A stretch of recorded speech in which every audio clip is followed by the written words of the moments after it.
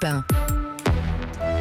Ils sont là à 7h21. Virginie Fulpin pour l'édito sport dans 2 minutes. Bonjour Virginie. Bonjour Mathieu. On va parler de volleyball, je crois, aujourd'hui. Oui. Pour la deuxième fois en une semaine, on est peut-être ceux qui en parlent le plus, alors qu'on a une équipe de France qui brille, on va en parler.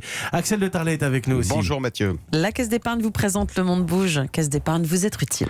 Le chant du cygne de l'industrie automobile européenne. En Allemagne, les constructeurs se retrouvent devant les tribunaux. Eh oui, ils sont rattrapés par l'affaire des moteurs truqués. Vous savez, alors hier, Daimler a écopé d'une amende de 870 millions d'euros et Volkswagen voit 3 de ses dirigeants mis en examen, sans parler des déboires judiciaires de Carlos Ghosn, l'ancien maître du monde du secteur.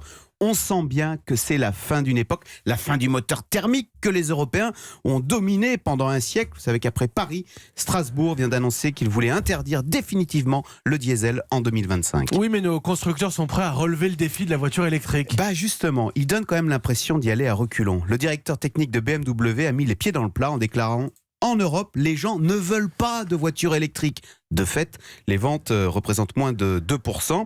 Plus grave, vous savez, le patron de Bosch est un équipementier qui refuse, lui, de lâcher la technologie du diesel parce qu'il explique que les Allemands sont imbattables sur cette technologie du diesel. Alors pourquoi l'abandonner ? Ben ça, vous savez, c'est le syndrome Kodak. Kodak qui était le champion mondial de la photo argentique, qui a refusé de lâcher cette technologie pour aller vers la photo numérique où il n'avait aucune expertise, aucune plus-value.